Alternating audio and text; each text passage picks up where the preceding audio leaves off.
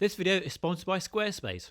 For the past 6 months, I've been testing SRAM's latest innovation, the Red XPLR 13-speed group set on a Canyon Grail behind me. It's a groundbreaking piece of technology that ditches the humble rear mech hanger in favour of a more robust direct mount system. This means stronger, more precise shifting, and a derailleur designed to withstand crashes and impacts, potentially eliminating one of the biggest weak points on a modern bicycle. But is it all good news? Well, not quite. There is a major downside that could make this a tough sell for many cyclists.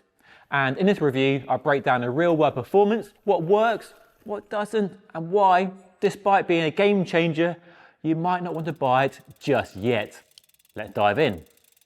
So it all starts with a humble mech hanger. For years, the rear derailleur has been attached to the frame via a mech hanger like this, a small metal component designed to bend or break in a crash and save your frame. Now, this is a mech hanger straightening tool, not something that most people own, but ask any bike mechanic and they'll tell you it's one of their most used tools. When gears are not shifting properly, it's often a sign the mech hanger is bent because they bend easily. Drop the bike, traveling in the back of the car or on the airplane, they are delicate. And that's clearly what SRAM thought when it developed transmission. Now, interestingly, SRAM's first move before this came out last year was a standard rear mech hanger in a UDH, Universal Derailleur Hanger. Instead of hundreds and hundreds of different hanger designs for literally every frame out there, you have one. So getting spares, if you're on holiday, is much easier. So a really common sense move, but in reality, it was SRAM's chess move to gain adoption of a frame design that would lay the groundwork for transmission, which is technology called a derailleur that mounts directly to the frame. So that risk of the mech hanger bending or snapping and your rear mech being destroyed is eliminated with this design. The rear derailleur is built to be tough, as you can see, very chunky indeed, and has lots of parts that can be replaced compared to a normal conventional rear derailleur, which is basically a write-off when you have a crash. And it's been out for about a year now, and I've not seen any reports of rear mechs being destroyed and writing off frames. And in fact, there's a really good YouTube channel, I'll link to it down below, who have done some extreme, really interesting testing on how durable and tough a rear derailleur is. They subjected a rear mech to some tremendous forces with a very makeshift weight. And in the final test, with an extreme amount of weight on this pendulum, the rear mech was broken. It still shifted badly, but it still worked. But rather than the frame being written off, as is a big fear with this technology, this section here on the parallelogram was broken, and that's a bit you can replace. So in the video, they showed that part being replaced, and then the rear mech was as good as new. So a really good test. It's the best test I've seen for how strong the rear mech is. So crash damage aside, the other benefit is improved shifting performance thanks to a better alignment of the derailleur and the frame, and easier setup too. There's no indexing, there's no B-screw, there's very little adjustment because you don't need it. With a conventional system, there's usually a fair amount of variability in terms of where that is on the frame, and you have to use the indexing, the high-low to adjust the rear derailleur for each frame you fit it to. But because SRAM has total control of that interface, the way the rear derailleur attaches to the frame, they remove that variability of that old system. So much easier setup. You put the rear derailleur on, and then the rear derailleur knows where the cassette sprockets are. Bob's your uncle, with a piece of cake. This video is sponsored by Squarespace, the all-in-one platform that makes it dead easy to build a brand new website for any purpose in 2025. If you need a new website for your online cycling business to manage easy payments, or you want to start a personal website and share your cycling stories and adventures or photos, with Squarespace, it couldn't be easier. You can set one up really quick with a huge array of templates to choose from, and then customize the layout and add plugins as you need with the easy drag and drop interface, or even use AI to put your website together based on answering a few simple questions. And even better, you can try it before you buy with a free trial, and if you enjoy it, there's 10% of your first purchase of a website or domain with my special code on screen right now and linked down below. So I've been riding with the group set for the last 6 months, a bit longer actually. I rode a bike, this actual bike, in Austria and Germany, and brought the bike home with me and been riding it through the local Cotswolds mud. and gravel and using it as a road bike as well. And I've not had to do anything to it. And with my Crux, I've been through several hangers in the 2 years I've owned it. The first one was made of cheese, it really quite bendy, and I had to replace it.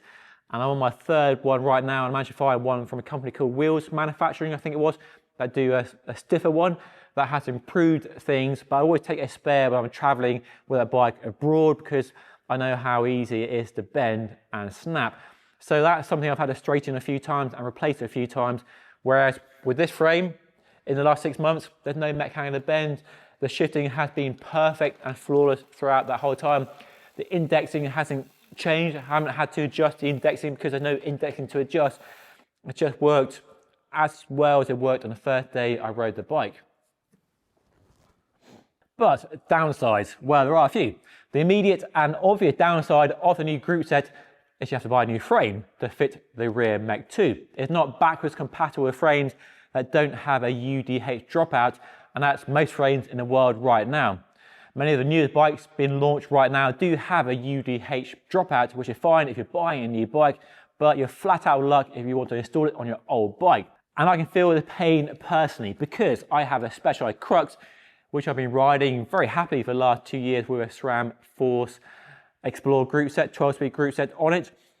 And if I want to run the group set, well, I can't because that frame doesn't have a UDH dropout. I can't fit this one at all. But is the group set really good enough compared to 12-speed XPLR that you need to buy a new frame to run it or buy a new bike with it fitted?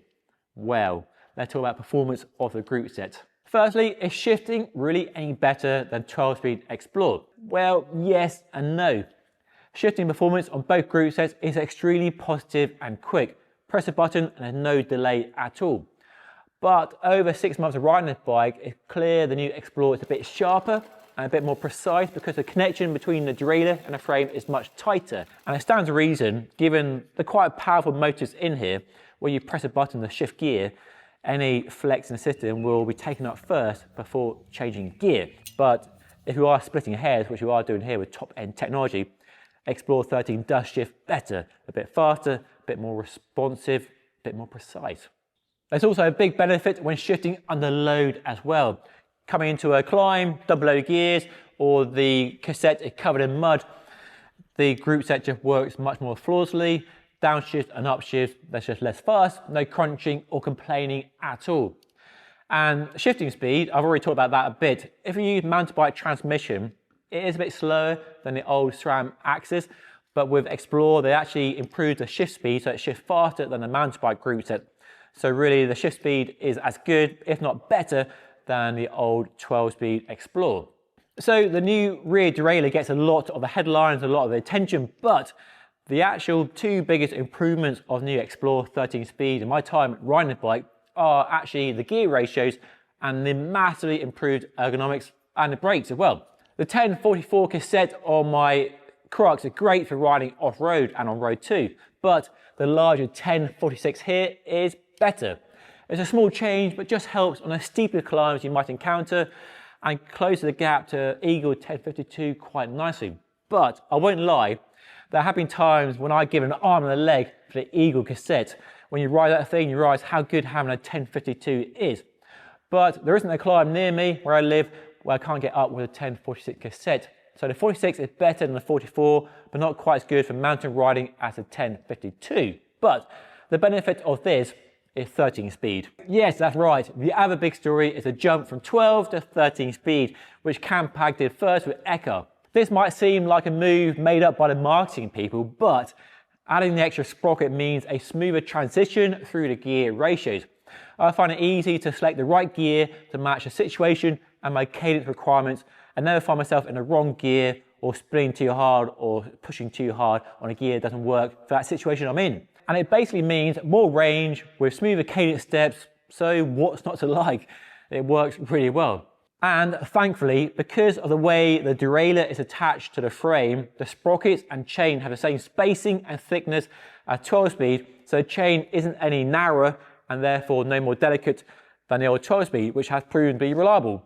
However, by far my favourite aspect, feature of the new group set, and which I can't wait to see come to force and rival levels very soon hopefully, are the hoods. Shimano has, in my opinion, been a leader in hood ergonomics for many, many years, and SRAM had tried and failed to match them. But these, I think, not only match Shimano, but surpass them. They are really, really good. They're not only better than Shimano GRX and Road Di2, but also previous generation SRAM Force and Red. It's been one of my favourite features about riding a bike for the last 6 months. They are so nice to use. And I go from Shimano to Campag bikes, different generation, back and forth all the time. And every time I get on a bike with SRAM Red, I love the fit of the hoods in my hands. It's just lovely to ride. Just raises the experience of riding a bike in a way that's hard to put into words really. You have to ride it to experience it because they are fantastic. They just fit in the hands, well my hands, really well. Kind of narrow and slim, and the extra length is no issue for my bike fit with smooth tactile rubber. And then the brake levers, which are super, super light, allowing for easy 1 or 2 finger braking. There's just no force or stickiness to the lever at all. And going back to old SRAM, like the force on my Crocs, the brake levers feel heavy, and even Shimano brake levers feel heavy by comparison. So the new brakes, the way they've improved the ergonomics and the brake lever feel, it's just fantastic. I wouldn't say the brakes are any more powerful, but it's probably easier to access the power in the brakes, so in a way they do feel more powerful. And for riding off-road, when you're clattering down an alpine descent and the rocks flying everywhere and you're skidding around losing control, having that easier control on the hoods and brakes just makes that experience better, and it feels safer as well. So I'm a big, big fan. I've been riding a Canyon for, as I mentioned previously, over 6 months now. It's not my favourite gravel bike, if truth be told, as I outlined in the video linked above, mainly because the tyre clearance is pretty tight. But it's been good when the trails have been dryish, and it's made a really good road bike as well, especially with these slick tyres fitted. It's a good all-road bike. And the gearing, everything about the bike does work really well as a road bike. Put mud guards, fenders on it as well, so perhaps this is the future of the road bike, and does beg the question of whether this is coming to a road bike anytime soon. And there are a few road bikes now, like the Track Madone and the 51 Seeker, that are road bikes with UDH. So you could put this on a road bike, and I can see SRAM doing a road version of this at some time. I mean, I think this works really well on the road. I've been using this Canyon as a road bike as much as a gravel bike through the winter, and I'm a one-bike fan, as you probably know. So for me, this does work on a road bike, but we might see a road version in the future. I'm sure of it. I'm sure it's in SRAM's long-term plan. So the new group set is fantastic, and you should rush out and buy it, right? Well, no, I don't think you should buy it, because the price, $3,500 or $4,000 with a power meter, which I have here. I mean, you can buy an entire bike for that, and you can. This Ventum GS1 with SRAM Apex Access, which I reviewed last year, is $3,000. So yes, it's crazy, crazy money and terrible, terrible value, but it's worth remembering that with all breakthrough technology and products and innovation, they come with big price tags. Look at cars, phones, televisions as examples. It's not just the bike world. But as you all know, what starts life as super expensive gradually trickles down the range to become more affordable and more accessible, as we've seen with SRAM Apex Access. So this new group set is for the early adopters, the people with more money than sense, the people that have to have the latest technology and don't care about the price. And you'll probably have to buy a new frame or bike as well. So yes, expensive group set, amazing performance. Is it the future though? Yeah, that's a tough one. I think it is, but not anytime soon.